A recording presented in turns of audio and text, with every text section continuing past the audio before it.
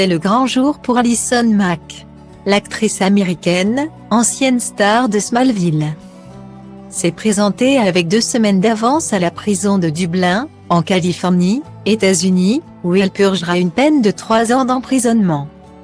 La jeune femme de 39 ans est entrée dans le Federal Correctional Institution lundi, au lieu du 29 septembre prochain, comme le rapporte TMZ.com.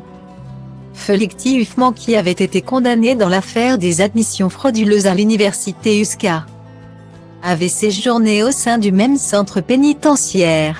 Allison Mack s'apprête ainsi à purger une peine bien plus longue, 3 ans, pour avoir participé et recruté des victimes de la secte NXIVM. En juin dernier, elle avait été condamnée à 36 mois de prison pour avoir été maîtresse d'esclaves, incitant des femmes à devenir esclaves pour le gourou de la secte, Kedronière.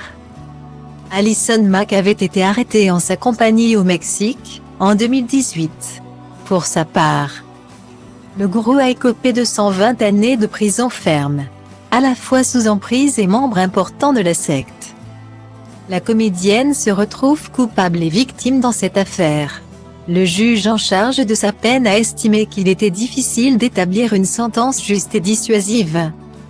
Il expliquait que ces 3 années de prison devaient avoir un fort effet dissuasif, mais que toutefois, il ne doutait pas du fait qu'Allison Mack a été manipulée et séquestrée durant son temps passé dans la secte.